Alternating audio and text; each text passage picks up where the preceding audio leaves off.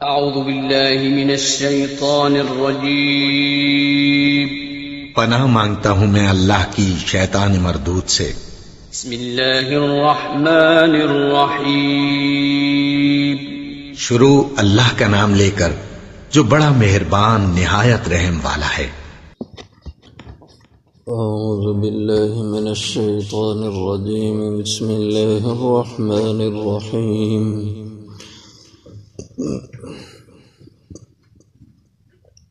وجاء إخوة يوسف فدخلوا عليه فعرفهم وهم له منكرون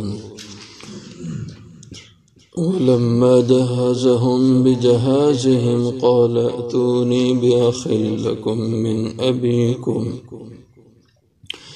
ألا ترون أني أوفي الكيل وأنا خير المنزلين فإن لم تأتوني به فلا كيل لكم عندي ولا تقربون قالوا سنراود عنه أباه وإنا لفاعلون وجاء إخوة يوسف اور آئے یوسف علیہ السلام کے بھائی فدخلوا علیہ پس وہ آپ پر داخل ہوئے فعرفهم پس آپ نے پہچان لیا ان کو وہم لہو منکرون اور وہ آپ کو پہچان نہیں سکنے والے تھے ولما جہزہم اور جب تیار کیا ان کا بجہازہم سامان قال اتونی تو کہا کہ لانا میرے پاس بأخ لکم من ابیکم جو تمہارا باپ جایا بھائی ہے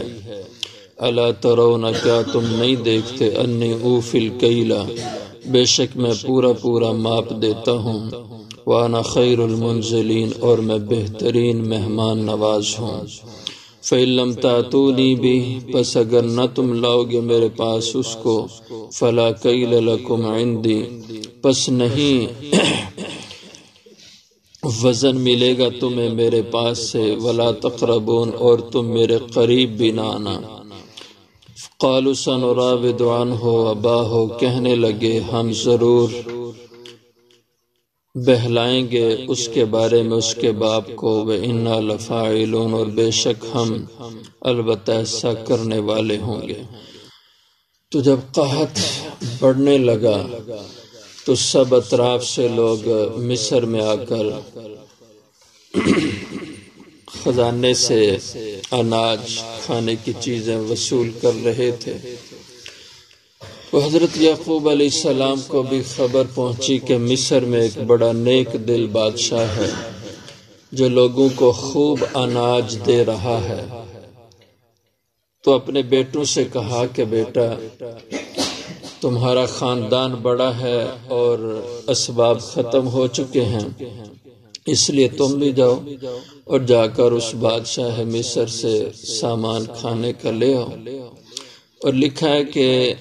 ان کے گھر کے افراد کم و بیش 390 کے لگ بھگ افراد تھے اس گھر کے، بہت بڑا گھر تھا۔ ظاہر ہے کہ 10 بھائی تو یہ تھے اور ایک بنیامین تھے، تو ان سب کی اولادیں آگے پھر ان کی اولادیں، تو بڑا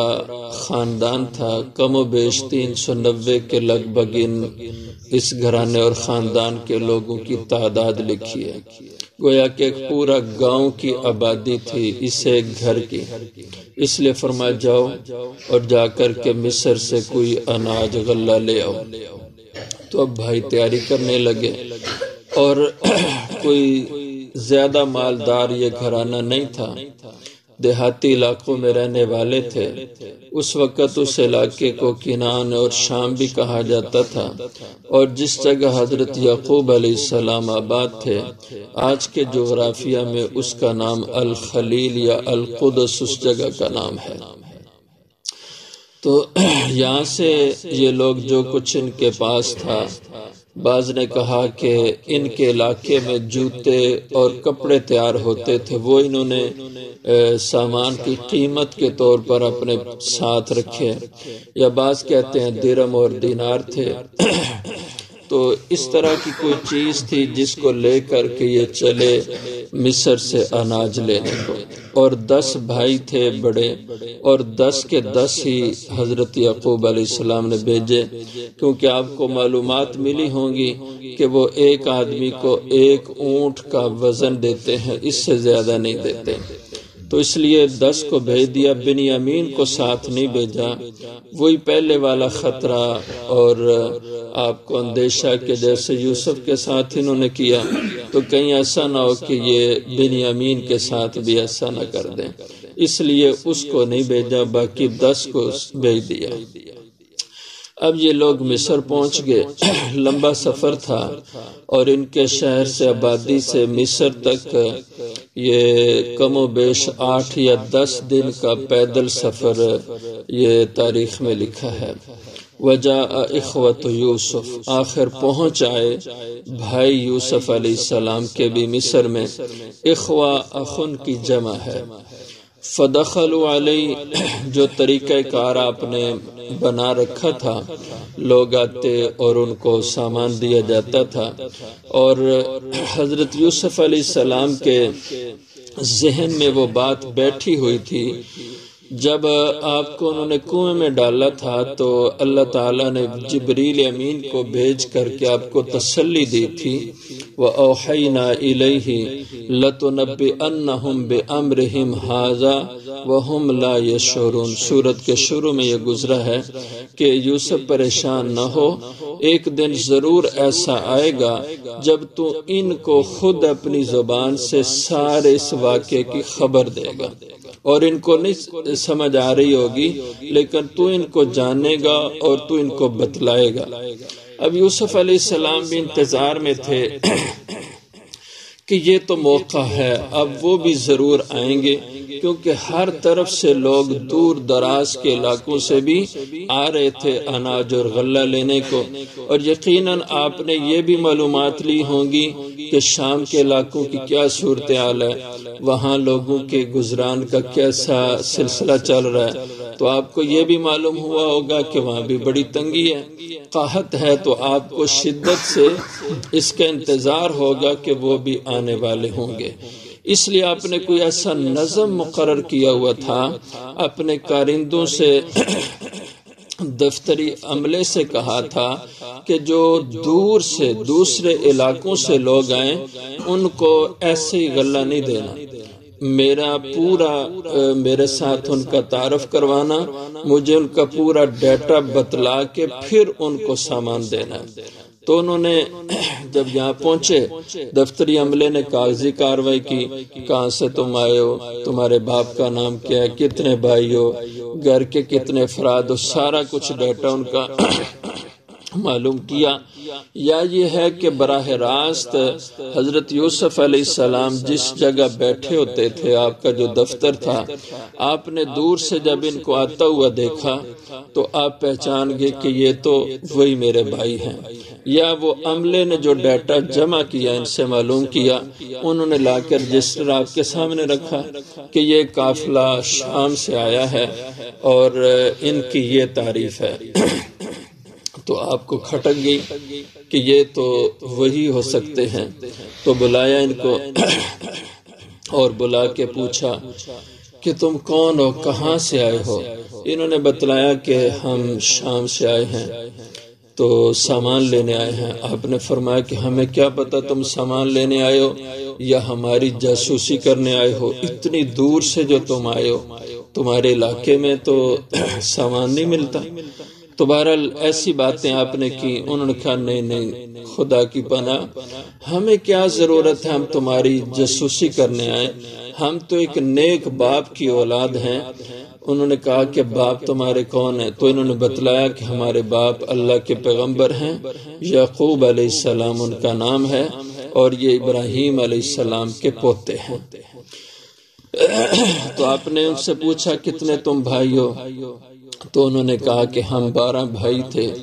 تو ایک بھائی ہمارا بچپن کے اندر جنگل میں گیا تو وہیں پہ وہ مر گیا، اس کو بھیڑیے نے کھا لیا تھا۔ تو ایک اور بھائی بھی ہے، وہ گھر میں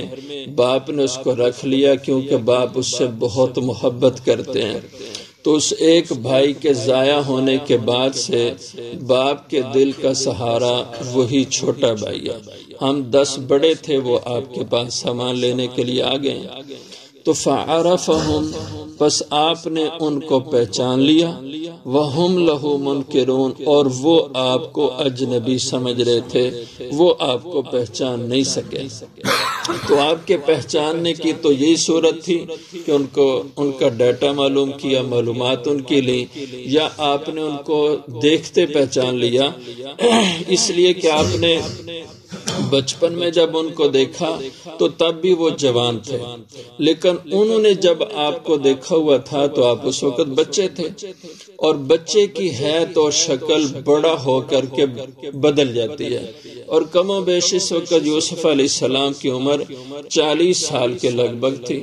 اب ظاہر اگر 10 یا 11 یا 12 سال کی عمر میں وہ ان سے الگ ہوئے تھے تو 30 سال کے عرصے کے بعد اپنے بھائی کو پہچاننا بھی ذرا مشکل ہو جاتا ہے، کچھ دیر کے بعد ہی انسان پہچان پاتا ہے۔ اور دوسری بات یہ کہ اب حضرت یوسف علیہ السلام کی حیت کہ آپ کے چہرے پہ داڑھی بھی تھی، اور آپ کا جو منصب تھا ملک کے اس وقت سب سے بڑے عہدے پہ فائز تھے، اور تخت شاہی، اور آپ کے سر پہ تاج شاہی ہے، اور ہیرے جواہرات کے زیورات پہنے ہوئے جیسے پرانے زمانوں میں بادشاہوں کا معمول ہوتا تھا، تو اس ٹھاٹھ باٹھ کی کیفیت میں ان کے تو گمان میں بھی نہیں آ سکتا تھا نا کہ یوسف اس پوزیشن میں اب ہوں گے، اس لیے ان کا نہ پہچاننا یہ قرینِ قیاس تھا، اس لیے وہم لہو منکرون، اور وہ آپ کو پہچان نہیں پا رہے تھے۔ وَلَمَّا جَهَّزَهُمْ بِجَهَازِهِمْ، اب ان کو آپ نے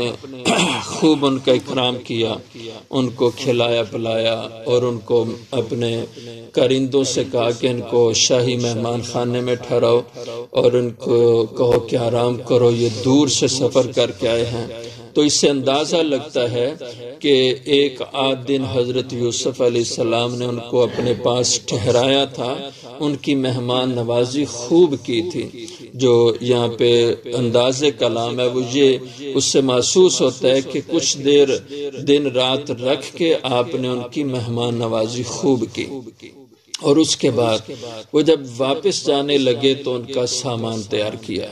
جو اناج جتنا ان کا بنتا تھا، اور اضافی طور پر حضرت یعقوب علیہ السلام کے حصے کا بھی اناج دے دیا، اور بعض روایتوں میں کہ بنیامین کے حصے کا بھی دے دیا۔ اصول ایسا نہیں تھا، لیکن چونکہ یہ معاملہ اور طرح کا تھا، آپ کے اپنے گھر کا معاملہ تھا، اس لیے اپنی طرف سے آپ کو چونکہ اس کے مکمل طور پہ اختیارات حاصل تھے، اس لیے آپ نے اپنی طرف سے اپنے والد اور چھوٹے بھائی کے لیے بھی سامان بھیج دیا۔ وَلَمَّا جَهَّزَهُمْ بِجَهَازِهِمْ، اور جب تیار کیا ان کا سامان، قالت، جہاز کہتے ہیں سامان سفر کو، کہ سفر میں جو انسان اپنے ساتھ ضروریات لے کے چلتا ہے اس کو جہاز کہا جاتا ہے عربی میں۔ تو ان کا سامان سفر اور اناج وغیرہ جب تیار کیا، قال اتونی بأخ لکم من ابیکم، تو فرمایا کہ جب انہوں نے کہا نا کہ ہمارا ایک بھائی گھر میں بھی ہے، ہمارے والد اللہ کے پیغمبر ہیں، تو آپ نے فرمایا کہ مجھے کیسے پتا چلے کہ واقعی تمہاری یہی تعریف ہے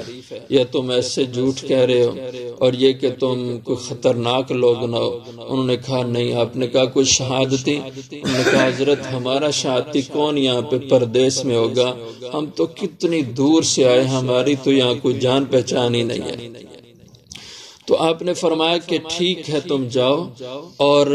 دوبارہ تم اپنے بھائی کو بھی ساتھ لے کے آنا، تب پھر تمہیں سامان ملے گا،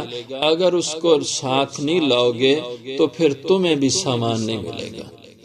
اب اللہ تعالیٰ چونکہ حالات خود بنا رہے تھے کہ جب ان کی ملاقات ہو جائے، اب یہ سارا امتحان کا دور ختم ہو جائے، تو یہ اللہ کی ترتیب تھی، اللہ تعالیٰ نے وہ حالات بنانے تھے۔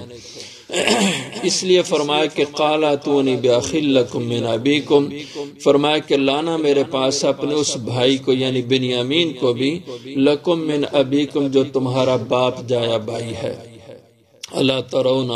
انی اوفی الکیل وانا خیر المنزلین، کیا تم دیکھتے نہیں ہو کہ بے شک میں پورا پورا ماپ دیتا ہوں، یعنی جس کو سامان دیا جاتا ہے بھرپور اس کو دیا جاتا ہے، وانا خیر المنزلین، اور تم میرے پاس ٹھہرے ہو تو میں بہترین مہمان نواز بھی ہوں، میں اچھے طریقے سے مہمانوں کا اکرام بھی کرتا ہوں، اس لیے تمہیں دوبارہ آ جانا چاہیے، فائدہ اٹھانا چاہیے۔ یہ تو آپ نے ایک ترغیب ان کو دلائی تاکہ یہ پھر آئیں اور ہماری ملاقات بڑھتی جائے اور ہمارا رابطہ ہو جائے، والد سے میری ملاقات کی کوئی صورت بن جائے۔ فَإِن لَمْ تَأْتُونِ، ساتھ تھوڑا سا آپ نے دھمکایا بھی کہ اگر تم نہ لاؤ گے میرے پاس اپنے اس بھائی کو، فَلَا كَيْلَ لَكُمْ عِنْدِي، تو پھر نہیں ماپ یا غلہ تمہیں ملے گا میرے پاس سے،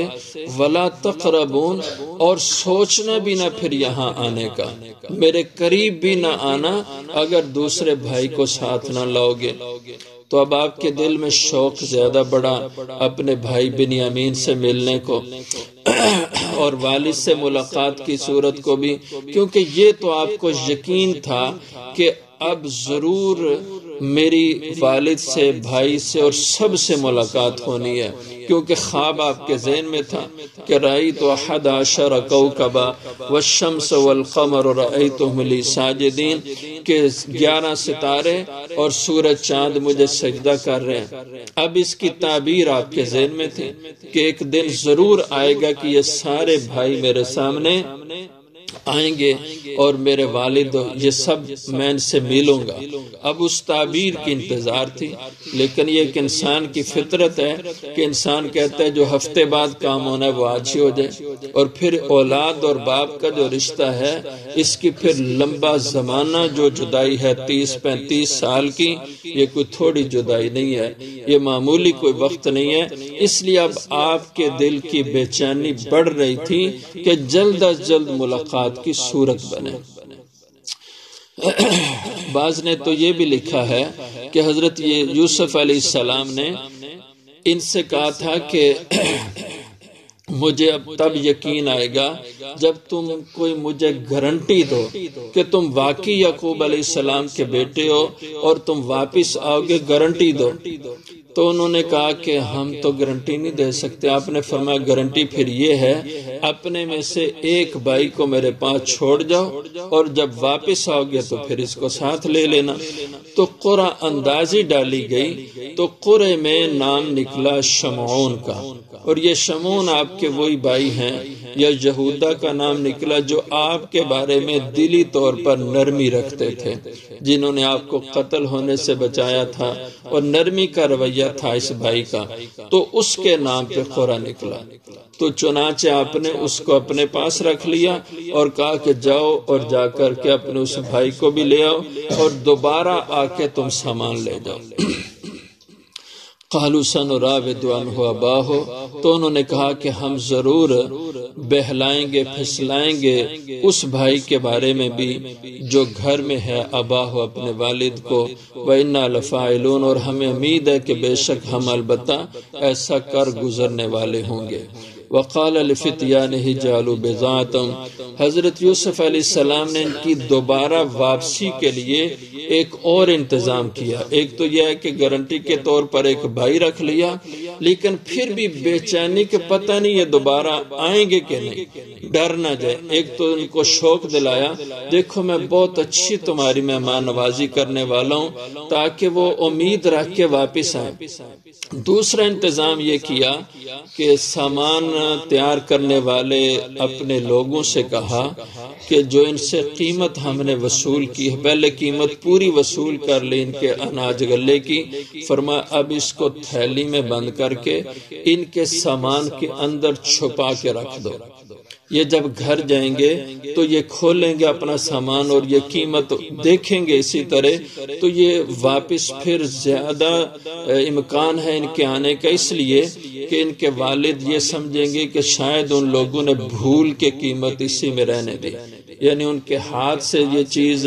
سامان میں گر گئی اور واپس آ گئی، تو یقیناً یہ امانت دار لوگ ہیں اور والد اللہ کے پیغمبر ہیں، وہ یہ قیمت گھر میں نہیں رکھیں گے۔ تو ان کو ضرور واپس بھیجیں گے کہ ان سے بھول کر کے قیمت سامان میں رہے گی، اس لیے تم واپس جاؤ۔ اور یا پھر یہ کہ آپ کے ذہن میں تھا گھر کے حالات بڑے تنگی کے ہیں، تو ایک بیٹے کے لیے یہ کوئی اچھی چیز نہیں ہے کہ وہ اپنے والد اور اپنے بھائیوں سے کھانے کی قیمت وصول کرے، اس لیے اس کو اپنی شرافت کے خلاف سمجھا اور سامان کی قیمت بھی واپس سامان کے اندر رکھ لی۔ بارہ کئی وجوہات سے آپ نے وہ قیمت واپس سامان میں رکھ دی، اس کا ذکر انشاءاللہ العزیز آ گیا۔